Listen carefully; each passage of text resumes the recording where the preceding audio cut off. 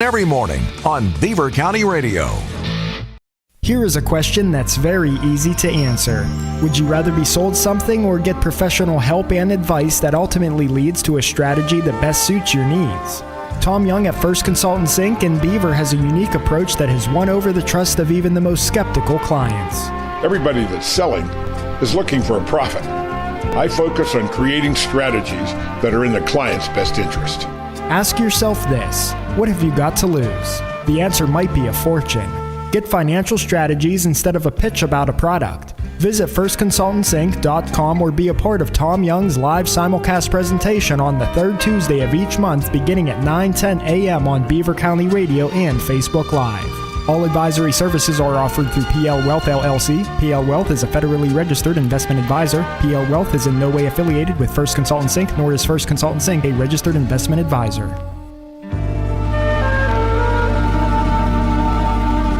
There's exciting news. A new pharmacy in New Brighton just opened, Forward RX. It's an independent community pharmacy that fills prescriptions at transparent cost-plus pricing on many generic medications. No insurance or discount coupons needed. Brandon Anthonopoulos will discuss your needs and how Forward RX can help you save money. The pharmacy experience you deserve is more affordable than you think. Become a Forward member today. Stop in 809 3rd Avenue, New Brighton, or check their prices at FWDRX.com.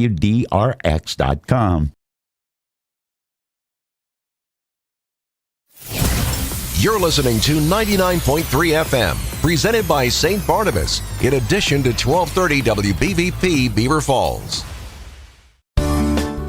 Welcome to the Best of Beaver County, presented by St. Barnabas, a weekly segment dedicated to putting the focus on the amazing things and the amazing people behind them in Beaver County. The Best of Beaver County is sponsored by and content is provided by St. Barnabas. The show airs every Thursday from 11 to 11:30 on WBVP, WMBA, 99.3 FM, and Facebook Live. Now, with no further ado, let's welcome host Mike Romai to introduce today's program. And welcome to the Best of Beaver County on the St. Barnabas Radio Network. I am Mike Romai, and we get together every week at this time, and we talk with interesting people from Beaver County, around Beaver County, who do business in our area. And Dan Leroy is our guest today. Dan is a journalist, a teacher, an author.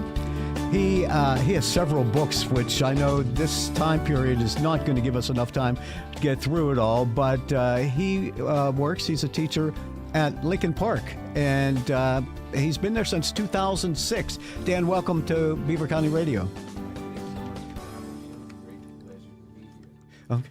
And you started in 2006 at Lincoln Park? 2006, coming up on 20 years. Okay, let me fix this over here because I got your microphone. There you go. Yeah, so you're going to see this back, and you're going to say, "Why am I not hearing myself?" But we got you going now. Since right. 2006, you started. 2006, since the first year that the school was in operation. Mm-hmm. And how have times changed at Lincoln Park in that 20-some years?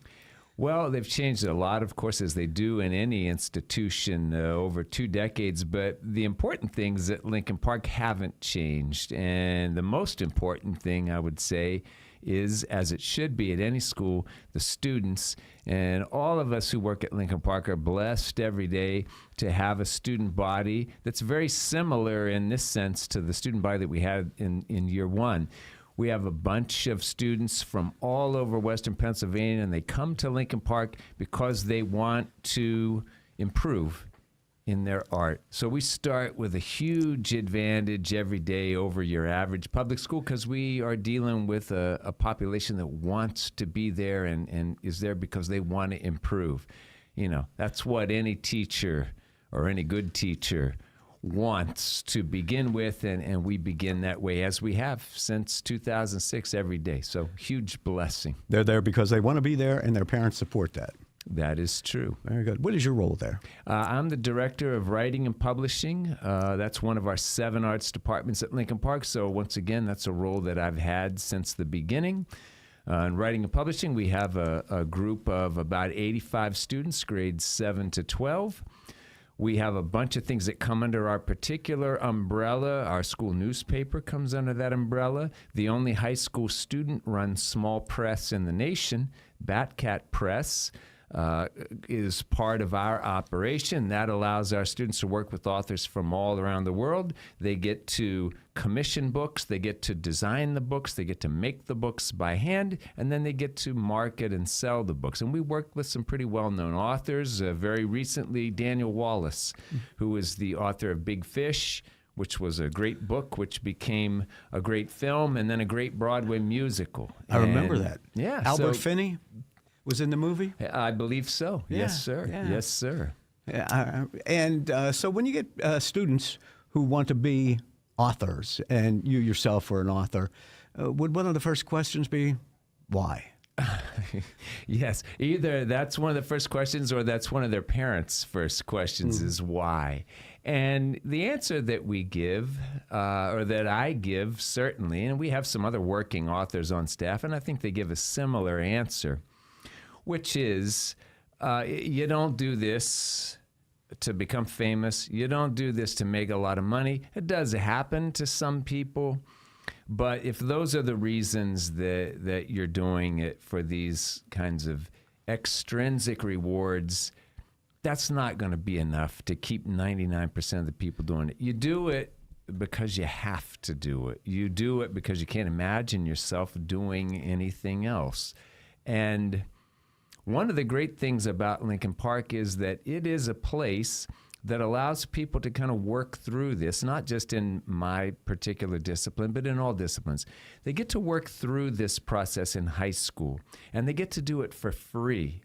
You know, when you go away to college and you pay thousands and thousands of dollars, as you know that we have to do for tuition, that's a tough way to find out after 4 years, you know what, I'm really not that into theater, or I'm really not that into writing or dance or whatever.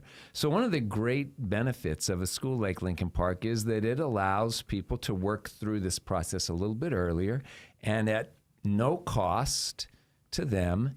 And there are going to be people who are going to come out of that process say, I discovered that this is actually what I want to do, and now I'm going to go on to the next level, and I know that I'm making the right commitment. And then, of course, there are going to be people who say, you know, that is not necessarily for me. So one of the questions we get is, well, what if that happens to you? What if you go to Lincoln Park and you discover that I'm not going to be an actor, a musician, or a writer, whatever? And the great thing is that we prepare you for that. We prepare you for a career in any field that you want to be in, not necessarily just an artistic field. But to figure these things out before college, you know, that's the stereotype. You're going to go away to college and you're going to study this. Where's the money in that field? How are you going to make a career out of this? And so we give you the chance to figure that out in high school for free. Sounds a little bit like radio, getting a career in radio. There's little money in it. There's no big prestige about it, but you do it because you got to do it. When I was in sixth grade, we had career day, and I wanted, at that time, to be in radio. So they sent me down to the local AM station, and I met with the guy who was the most popular DJ. And the first question he asked me is, kid, what in the hell are you doing here? Yeah. Tell everybody, it's not fame and fortune. That's not it. Clarksburg, West Virginia, is that where you're? That is correct. Yeah. What kind of station was the AM station down there at the time? It was a top 40 station. It was, I think the guy that I talked to, I still remember, Shotgun Bill Dunn. All right. He had the afternoon spot, and he played all of the, you know, that was back in the days when guys actually played record. The stuff. You pick it, we'll play it. Yeah. Exactly. Yeah, very good. And so you moved away from that and writing. What inspired you to pick up pen and paper? I mean, what was it in your mind that you thought that you could convey to other people? Well, that's a great question, and it was certainly not immediate. When I was in high school, I believed that it was going to be acting, that it would be theater for me, and writing was a thing that I did, but it wasn't certainly at the forefront of my mind. Then I spent a year in the theater department at West Virginia University, And that was enough to convince me that whatever I was going to do, it probably wasn't going to involve this group of people. I was going to probably be part of a different tribe. And I was an English major. But even then, it really wasn't until well after graduation I started working at a daily newspaper in Charleston, West Virginia. And that's where I learned everything that I know about writing, including the most important part of writing, which is the importance of meeting deadlines. And you get thrown into the fire when you have to do it that way on a daily basis. But it was also there that I learned, when you have to work within a lot of restrictions, when you have deadline restrictions, and you know that you have to produce, similar to radio. You got to produce every day. And out of those demands, I really discovered that those aren't things that restrict you. Those are things, those rules, those guidelines, like they give you freedom. Like if you can work within those guidelines, you can do anything that you want to do. And that's one thing that I try to get across to students because, of course, I was that way too. I don't want your rules. I want to do what I want to do. And the hard thing to learn is that to get to do what you want to do, rules, guidelines, barriers, guardrails, whatever you want to call them, you got to have them. Generally, when it's wide open and you can do absolutely anything you want, more often out of that comes paralysis rather than the creative impulse. Dan Leroy is our guest. He is an author and an educator at Lincoln Park. He's written several books. I want to find out, can you remember the first thing that you ever got published? Oh, boy. Let's see. I got to be honest, I don't remember the first thing. I'm sure of a couple things, though. I'm sure it was probably a piece of music journalism. It was probably a review. I mean, if we're counting... Yeah, I was stuff, on my high school newspaper, and I was the music reviewer, so I suppose technically you could say there. But professionally, I'm sure it was a piece of music journalism, and I can almost guarantee you that I was paid nothing for it. Those are two things I feel pretty sure. And your most recent book is Why We Think What We Think, The Rise and Fall of Western Thought. So you put a lot of thought into this, too. Is it kind of a philosophy book? It is. And it's actually, speaking of Lincoln Park, the idea for the book came out of a class that I've taught several times at Lincoln Park, which is kind of a survey of Western philosophy. And one of the great things that I like to mention is, I didn't come to Lincoln Park thinking that I was going to, teach a philosophy class. What happened is that early on, we had a student in particular, and I still remember the student's name, who said one day, it would be really cool if we offered a philosophy class. Why don't we have a philosophy class? And I thought, man, that's a great idea. I would like to do that. And so one of the truly, truly great things about Lincoln Park is that unlike other places, when a student has an idea like that, or when I have an idea like that, and I tend to find that the best ideas often come from students, when someone has that idea, you can make that idea happen. And so we made that idea happen very quickly. We introduced this class called Why We Think What We Think. And as I say, I've taught it several times.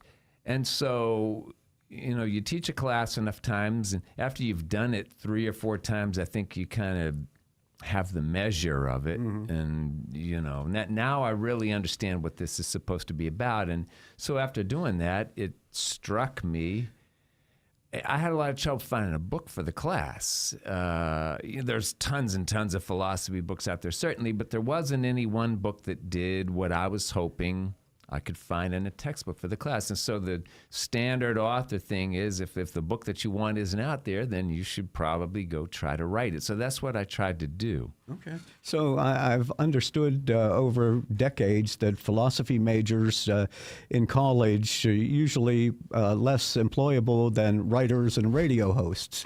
Yeah. If you want to make your parents happy, first tell them that you're going to be a philosophy major, and then after that, after you threatened them, then tell them you want to go into theater or writing or whatever it is. So why do we think the way we think? We just came off of an election, and all sides are asking the question to each side, what are they thinking? What were they thinking?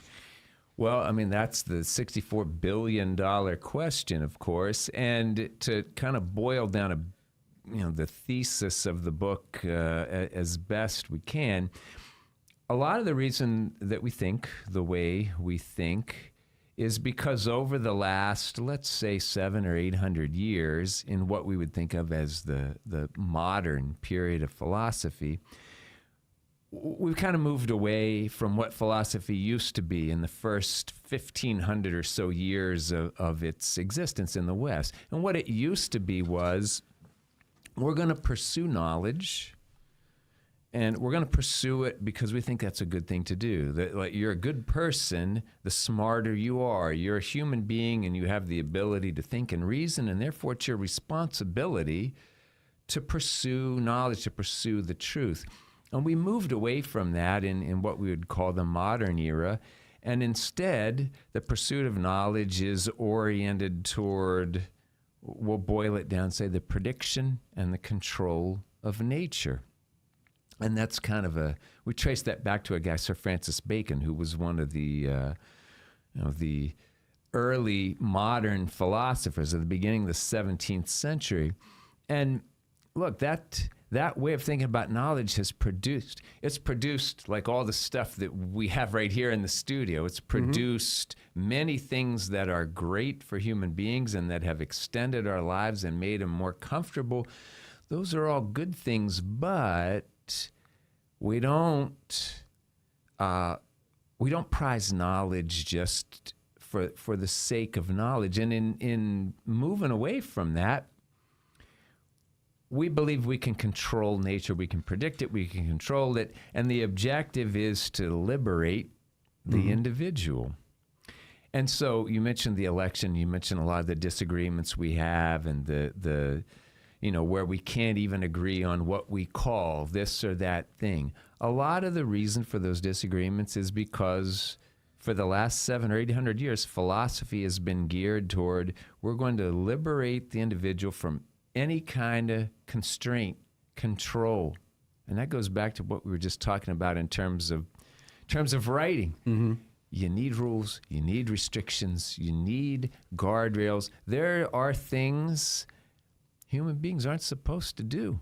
We're not made to do every single thing that we can dream up. And so in that shift from knowledge for the sake of knowledge because it's good intrinsically, to knowledge for purposes, knowledge for the purpose of liberating us, that's the root of a lot of our problems in the modern world. You can trace it back to that kind of shift. Okay, let me take a break here. Dan Leroy is our guest. He is an author. He is a teacher at Lincoln Park, and this is the Best of Beaver County on the St. Barnabas Radio Network. Honey, I found the perfect place for my parents and us. Where? St. Barnabas. For us, the Woodlands Carriage Home Community. And for my parents, condominium-style living at the Village. My folks will love the Village. There's an indoor mall with shops, restaurants, and more. And we can relax, knowing they're safe and secure. That's what I plan to do when we move to St. Barnabas. Relax. Call 724-444-5568 or visit stbarnabascommunities.com.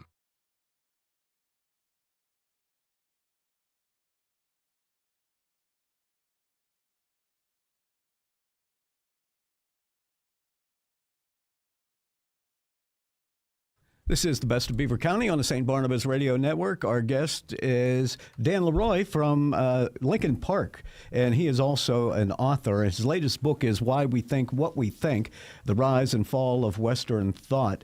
And it's interesting because you said there are certain things that we're not supposed to know, that we're not supposed to transition to. My ancestors, great-grandparents came from different parts of the world. Ireland, Italy, those kind of places, working class people, toiled in mills and factories and things like that. And it kind of develops a mindset that we have even today. And it's something that you don't always move away from. It's what you were taught to think and how you were taught to think and those sort of things. Is that something that you get into?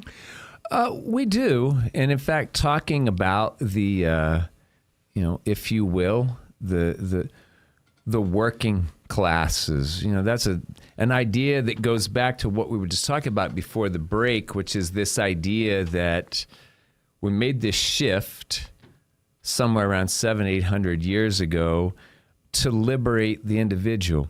And some of the ways that philosophy helped to liberate the individual, you can understand some of those reasons. Conditions for folks who were workers 700 or 800 years ago, they weren't always that great. And part of this move toward using knowledge to predict and control nature is to make life better for people generally, and in a lot of ways to make life better for workers specifically.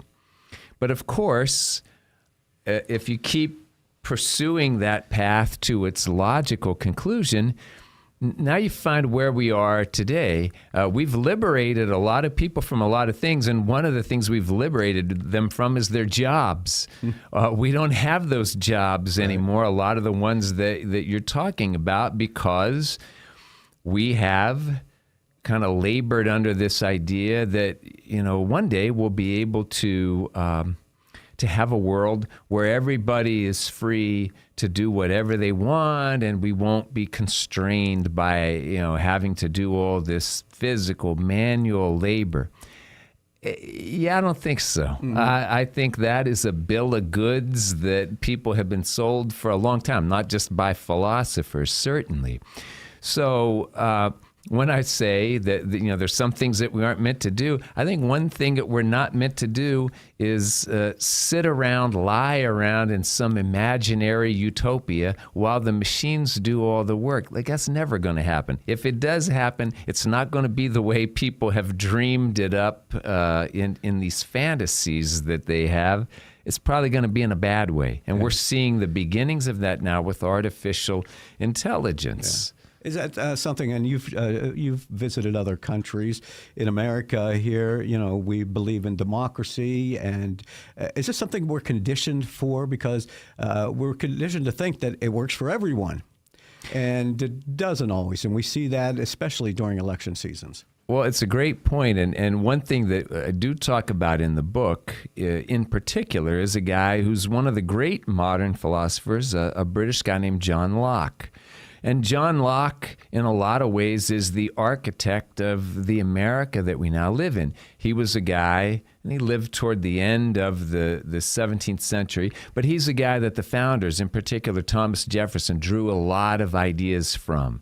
There would be no Declaration of Independence, for example, as Jefferson wrote it, if not for the ideas of Locke. So in a lot of ways, Locke is sort of the avatar of the liberty that we have here in America, and which we take for granted, which we sometimes try to export other places. But the flip side of Locke is Locke was an individualist, and Locke believed ultimately that his job as a philosopher was, once again, to liberate people from any and all constraints. And if you do a little bit of a deeper dive into the writings of Locke, you'll see that, among other things, he talks about, in so many words, you don't, well, let me say it this way, because I want to be accurate here. Locke's idea is that all the commitments that we make are voluntary commitments. So, for example, things that we think about like a marriage, or your commitment to your children or your relatives, your parents or grandparents, whatever. If you undertake those commitments, that's voluntary. You don't owe them anything. You just decide to honor those commitments. And, the corollary of that is you honor them if they're convenient. So if those things are not convenient to you, then you can walk away from them. And certainly you can see in the roots of that idea, the roots of a lot of the problems, once again, that we talk about, not just in American culture, that's a worldwide thing, but certainly here in America, we're conditioned to believe, again, in the idea of the rugged individualist, in individual liberty. And those things are great until you follow them through to the end. And then you see, well, that also means you're allowed to walk away from all these commitments if they're not convenient. And that is, I think, the short, dirty version of that. That's not good for society. Mm-hmm. It's very interesting. And you were talking about the founders. So let me make a transition over to Liberty's Lions. And you go into that and how Catholics were very instrumental in the founding and this experience that we call America. Well, one reason for writing that book was that Catholics largely have been written out of the early history of America. A lot of people believe that Catholicism in America really doesn't happen until the 19th century with the immigration of some of the groups that you talked about, the Irish and the Italians. And it's true, certainly, that really established Catholicism in America in a very big and meaningful way. But if you look at the previous century, there were founders like Charles Carroll of Maryland. There were priests, a guy like Father Ferdinand Farmer, who worked on the other side of Pennsylvania in and around the Philadelphia area, and he went very, very far afield to bring Mass to people at a time when you couldn't attend a public Mass in America. It was against the law in almost every place to do that. So there are a lot of guys who were very, very instrumental in the founding. And again, because at that time there were relatively few Catholics, at least as a percentage of the population, and also because Catholicism officially, didn't exist in a public way. So those guys kind of got written out of the history. So Liberty's Lions was an attempt to kind of bring them back in and say, hey, wait a second, like maybe Catholics didn't exist in the numbers that they would in the 19th and 20th centuries, but that doesn't mean they weren't important in the founding of our country. We talk about discrimination today, and those very Catholics were very much discriminated against when they first came to this country. Didn't want to have anything to do with that Pope and the beliefs of Catholics, the Irish Catholics, or any Catholics coming here.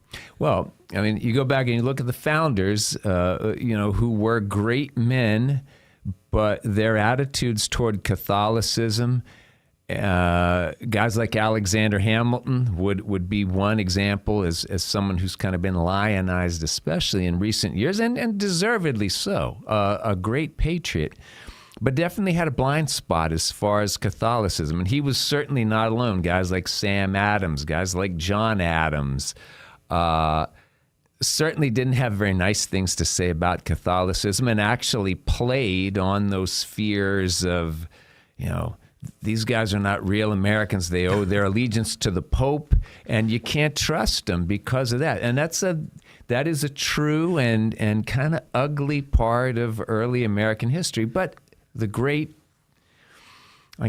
conclusion of that is that part of things, by and large, didn't last. Yeah. We look back on that now and say, wow, how could they have believed that stuff? Well, you said early, in our history and in the past. When you look at things today, we haven't really changed all that much. It's just a different group of people who were looking at somewhat askew, saying, you don't belong here. I mean, well, that is part of the human condition, tribalism and, the desire to be not just part of the in-group, but also identify the out-group. Can't be in the in-group unless you have an out-group. The nativism of the country. Our guest is Dan Leroy. He is an author. We mentioned two of his books, Why We Think What We Think and Liberty's Lions. There's a couple of others that we're not going to have time to get into, but they are definitely interesting. For anyone who's listened to the Beastie Boys over the years, tell us a little bit about how you gained interest in that. Were you always a follower of them? Beasties? I was, back in the very beginning, back in the pre-License to Ill days, back before they were quite as well known. But I bought License to Ill back in 1986 when it first came out, first day that it came out. So always loved them. The opportunity to write about their second album, Paul's Boutique, didn't come until years and years later. There's a little series of books called 33 and a Third, little books about individual albums. And so that was an opportunity that I had. Gee, that's also going on 20 years ago. And I have to say, above and beyond the Beastie Boys, writing that book and the people that I've met over the course of the last 20 years from writing that book, that I've stayed in touch with, that I've met over the years as a result of that, as a great reminder that you write a book, and you write a book again because you got to write the book. But one of the really nice things that happens is we have that idea that writing is such a solitary pursuit, and you lock yourself in the garret and you don't talk to anybody, even your family, while you're writing the book. And to some extent that might be true. But then after the book comes out and it kind of has a life and you meet people and you make connections as a result of it, that's one of the things I try to get across to students. That's one of the really great things about it is you don't know what kind of life this book will have, and you don't know the effect that the book will have on your life. So that little book, again, over the last 2 decades has made an incredible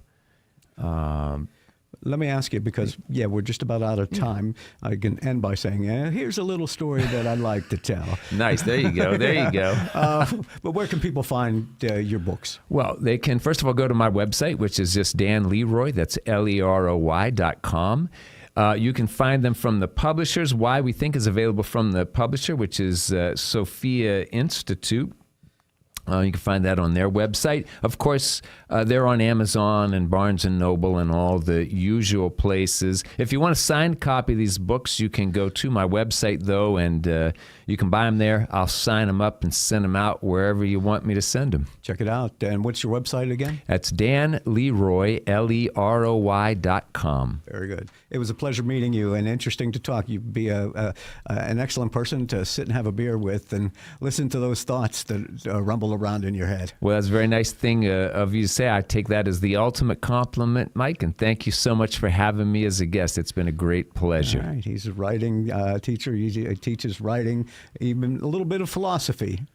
A little bit. If you're interested in joining us at Lincoln Park, we have a couple of admission seminars for new students for next year, January 15th, January 29th. If you visit our website, which is lppacs.org, you can sign up and RSVP for one of our admission seminars. If you're interested in any of the stuff you heard today, we would love to have you visit us and learn more about becoming a student at Lincoln Park. Thank you, Dan. Thank you. Thank you for listening to the Best of Beaver County. St. Barnabas is pleased to have provided content and sponsorship for the program.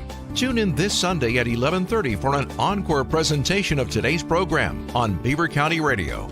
And next Thursday at 11 for another edition of the Best of Beaver County on WBVP, WMBA, and 99.3 FM. Beaver County Radio's news source, 95.7 and 99.3 FM, along with 1230 WBVP, 1460 WMBA, and streaming at beavercountyradio.com. Good morning. I'm Noah Haswell on 99.3 FM and AM 1230 WBVP. On this Thursday, November 14th of 2024, it'll be a high near 46 degrees today. We will have a complete Beaver County radio weather forecast after we take this look at news. On Wednesday, Secretary of the Commonwealth Al Schmidt declared that since the race for the United States Senate between Democrat Bob Casey and Republican David McCormick is so close, the votes will officially be counted again. When 4 p.m. on Wednesday occurred, Casey had less votes by just more than 29,000. According to the Pennsylvania Department of State, the difference in percentage for votes between the two candidates is 0.43%.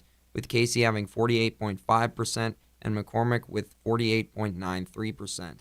Pennsylvania law reveals that the only way that a recount is possible is if the difference in votes is less than or equal to 0.5%. Schmidt's statement asserts that November 20th will be the official date that the counting will begin. Casey and his team have been patient on the outstanding votes that are still yet to be determined, while McCormick is already thinking about the votes that led his successful campaign as he finished a speech in Pittsburgh addressing winning the race, as well as spending time in Washington during the week adjusting to becoming a member of the Senate. On Wednesday, a 13-year-old boy was charged after bringing a gun to Ambridge Area Middle School. According to Beaver County District Attorney Nate Bible, the teen suspect was arrested, had the gun both secured and locked in preparation, and the gun was owned by the parents of the boy.